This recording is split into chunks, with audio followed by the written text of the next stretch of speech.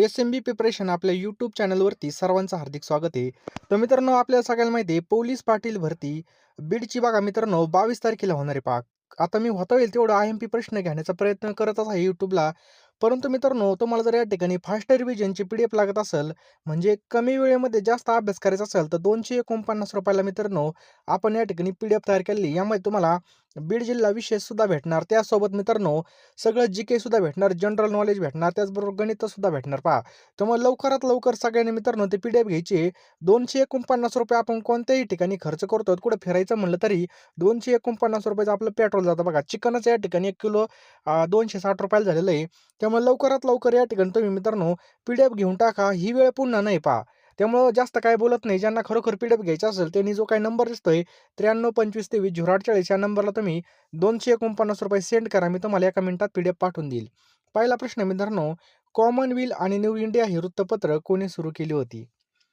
द्या उत्तर मित्रांनो आणि प्रत्येक प्रश्नाचं उत्तर देण्यासाठी आपल्याला या ठिकाणी 3 सेकंद मिळणार आहेत. कॉमनवेल्थ आणि न्यू इंडिया हे जे काही वृत्तपत्र आहेत, ही कोणी चालू केली होती? तर लक्षात ठेवा मित्रांनो, ऑप्शन क्रमांक सी अॅनी बेझंट. लक्षात ठेवायचं ऑप्शन क्रमांक सी अॅनी बेझंट यांनी कॉमनवेल्थ आणि न्यू इंडिया हे काय वृत्तपत्र चालू केली होती पहा. डेक्कन सभेची स्थापना कोणी केली होती? चला द्या उत्तर. अतिशय आय-एम-पी प्रश्न आहे. जी काही डेक्कन सभा आहे त्या डेक्कन सभेची स्थापना कोणी केली होती?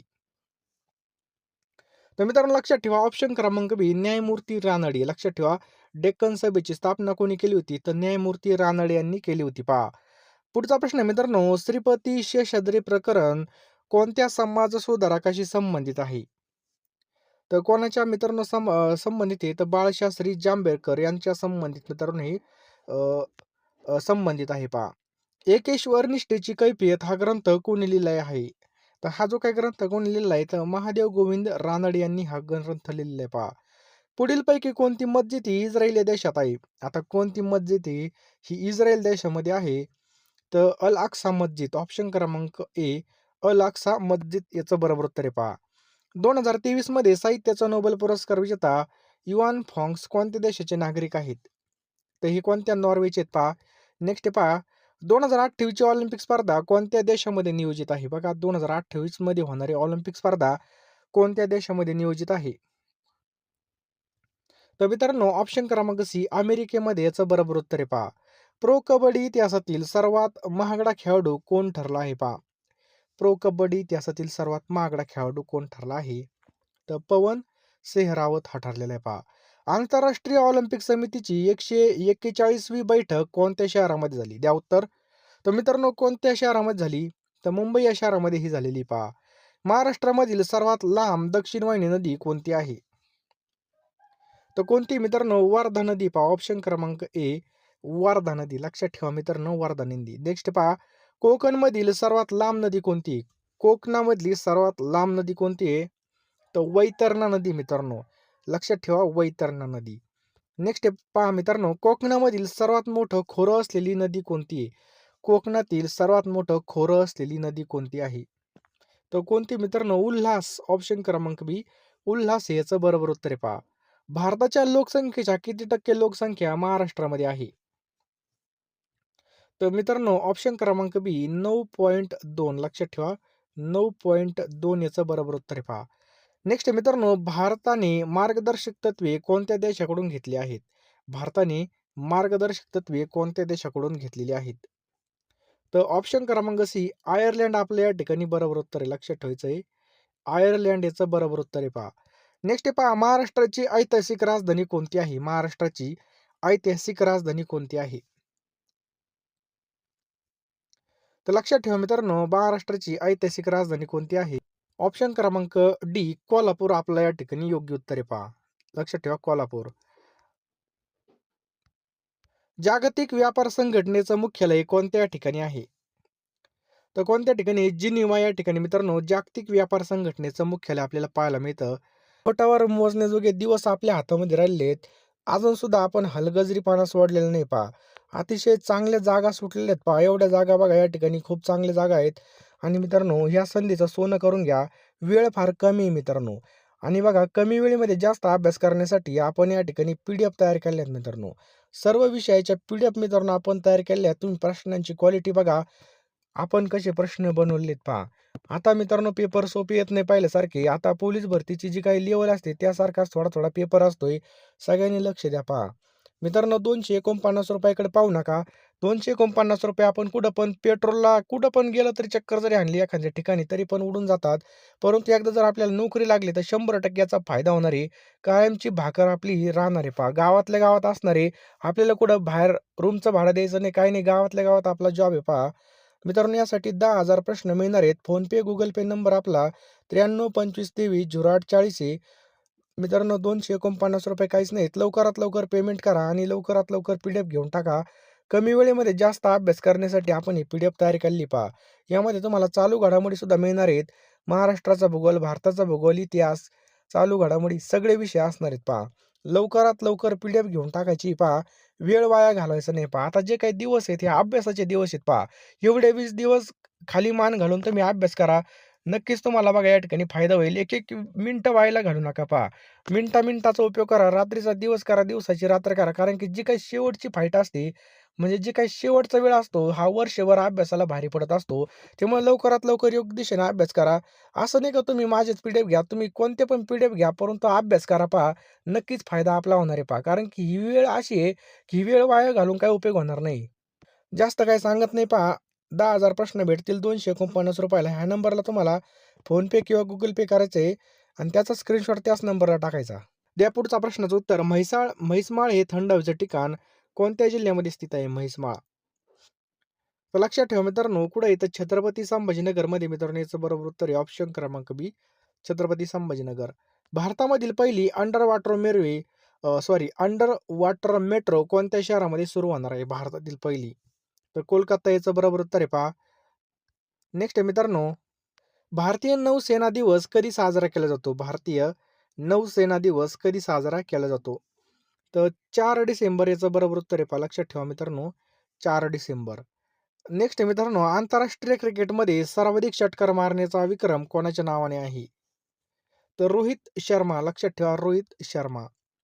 जिल्हा परिषदेचे सचिव कोण असतात? काय प्रश्न आहे मित्रांनो, जिल्हा परिषदेचे सचिव कोण असतात? तर उपमुख्य कार्यकारी अधिकारी असतात. ऑप्शन क्रमांक सी, उपमुख्य कार्यकारी अधिकारी. याला स्टार मारून लिहून ठेवा मित्रांनो, की जिल्हा परिषदेचे सचिव कोण असतात? उपमुख्य कार्यकारी अधिकारी असतात. पुसदच्या टेकड्या कोणत्या जिल्ह्यामध्ये आपल्याला पाहायला मिळतात? तर यवतमाळ जिल्ह्यामध्ये पाहायला मिळतात पहा. महाराष्ट्राच्या हरित क्रांतीचे जनक कोण आहेत? सांगा पटकन, महाराष्ट्राच्या हरित क्रांतीचे जनक कोण आहेत? तर वसंतराव नाईक मित्रांनो आपल्या महाराष्ट्राच्या हरित क्रांतीचे कोण आहेत? जनक आहेत पहा. खरोसी लेणी कोणत्या जिल्ह्यामध्ये आपल्याला पाहायला मिळते? सांगा पटकन, खरोसी लेणी. लातूरमध्ये मित्रांनो ही पाहायला मिळते. गाळणा डोंगररांगा कोणत्या जिल्ह्यामध्ये आहेत? गाळणा डोंगररांगा कोणत्या जिल्ह्यामध्ये आहेत? तर ऑप्शन क्रमांक ए, धुळे जिल्ह्यामध्ये आपल्याला पाहायला मिळतात. G20 समूहाची स्थापना कोणत्या वर्षी करण्यात आली होती? मित्रांनो सांगा, G20ची स्थापना कधी झाली होती? तर ऑप्शन क्रमांक सी, 1999. कोणाचा तरी जन्मतारीख असेल 1999 ते लक्षात ठेवा. जी वरून नाव असलं तर अधिक चांगलं. तर 1999 याचं बरोबर उत्तर आहे पहा. महाराष्ट्रामध्ये एकूण किती महानगरपालिका आहेत? सांगा पटकन. तर 29 याचं बरोबर उत्तर आहे. पाकिस्तानने कोणत्या वर्षी भारतावर हल्ला केला नाही विचारलंय? तर 1962 ला चीनने केला होता पहा. नेक्स्ट आहे, भारतीय राज्यघटनेच्या कोणत्या परिशिष्टामध्ये प्रादेशिक भाषांचा समावेश करण्यात आला आहे? सांगा पटकन. तर 8व्या, ऑप्शन क्रमांक सी, 8व्या परिशिष्टामध्ये. नेक्स्ट आहे पहा, इस्रायल हमास युद्धामध्ये अडकलेल्या भारतीयांना परत आणण्यासाठी कोणतं ऑपरेशन राबवण्यात आलं? तो ऑपरेशन अजय राबवण्यात आलं होतं पहा. मोसाद ही गुप्तचर संघटना कोणत्या देशाशी संबंधित आहे? तर लक्षात ठेवा मित्रांनो, इस्रायल या देशाशी संबंधित आहे. इस्रायल. G20 संबंधित शेर्पा हा शब्द कोणत्या भाषेमधला आहे? तर मित्रांनो हा कोणत्या भाषेतला आहे? तर लक्षात ठेवायचं आहे, नेपाळी भाषेतला आहे पहा. देश आणि राजधानी संबंधित आपल्याला अयोग्य म्हणजे चुकीची जोडी ओळखायची आहे. चुकीची. सांगा पटकन चुकीची. तर ऑस्ट्रेलियाची राजधानी कॅनबरा एकदम बरोबर. कॅनडाची ओटावा, नॉर्वेची ओस्लो, न्यूझीलंडची ऑकलंड आहे का नाही? मित्रांनो हे चुकीचं आहे या ठिकाणी पहा. भूदान चळवळीचे जनक म्हणून खालीलपैकी कोणाला ओळखले जाते? सांगा पटकन. भूदान चळवळीचे जनक म्हणून कोणाला ओळखले जाते?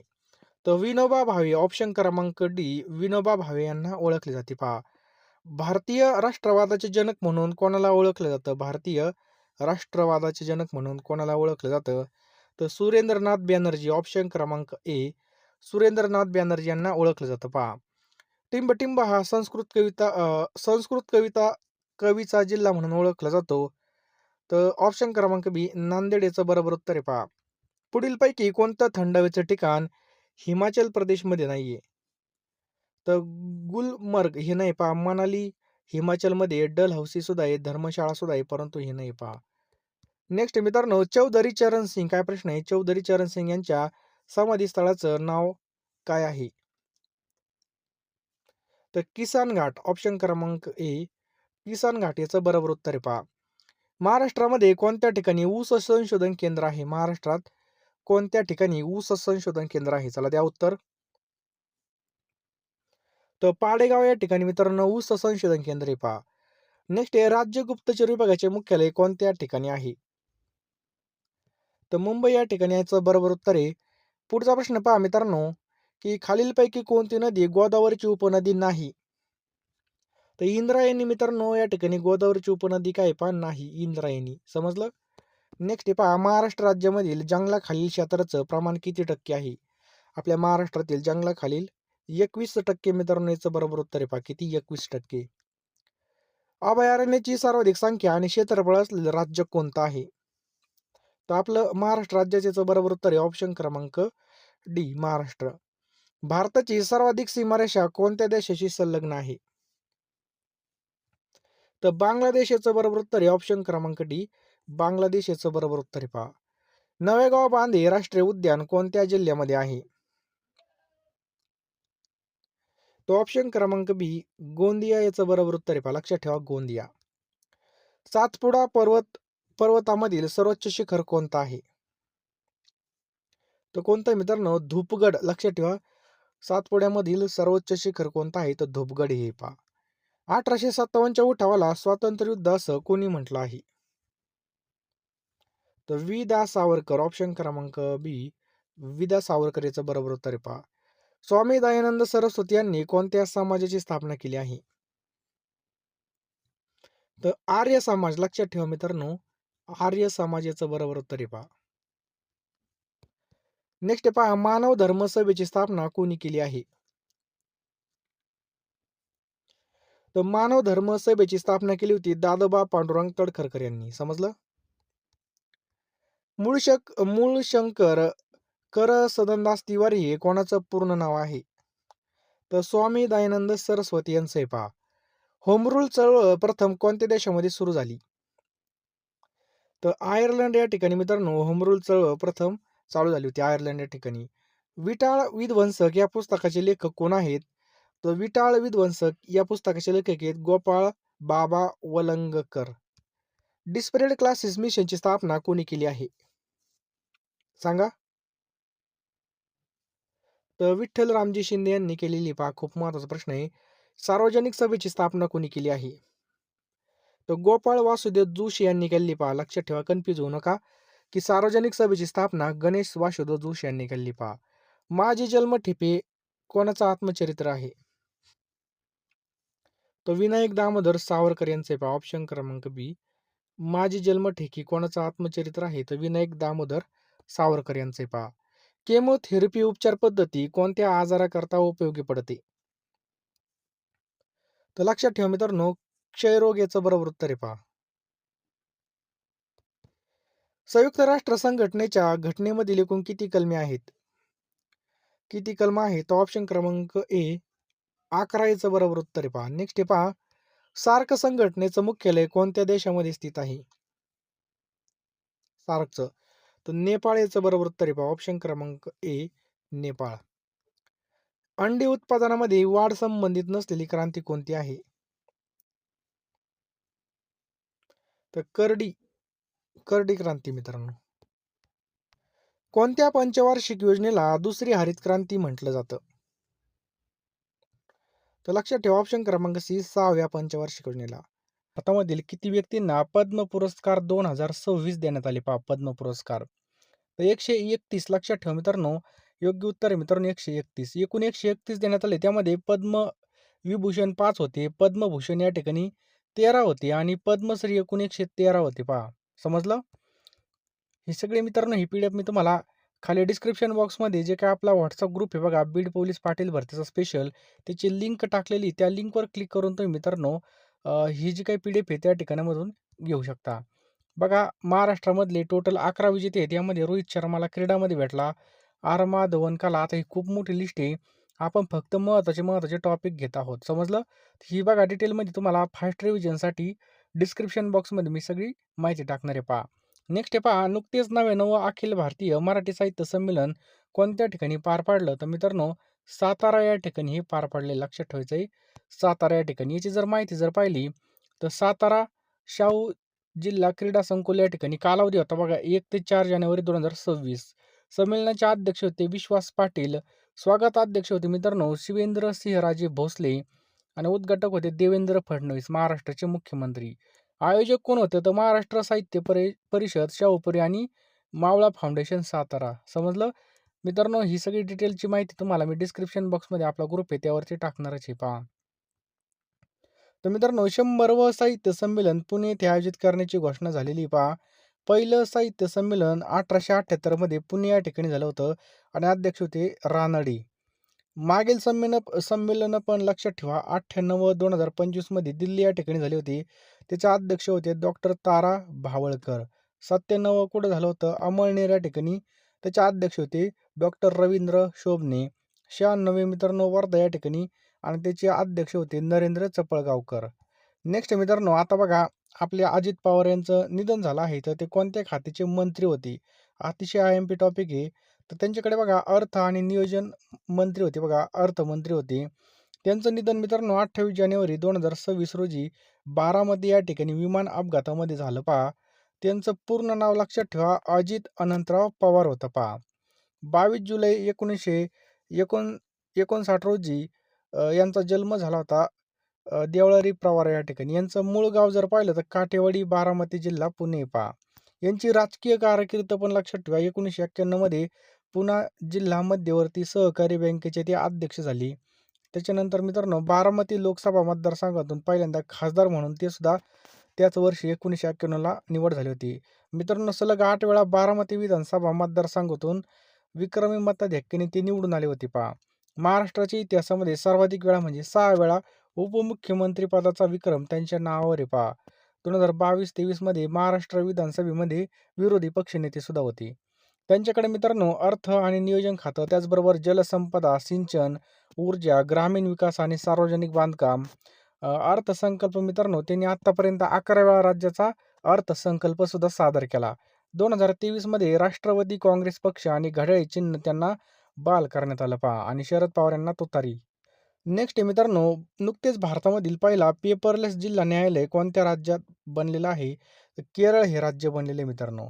केरळमधील बघा वायनाड कल्पेटा जिल्हा न्यायालय हे भारतातील पहिलं पेपरलेस जिल्हा न्यायालय बनलेले पहा. याचं उद्घाटन 6 जानेवारी 2026 रोजी झालेलं आहे.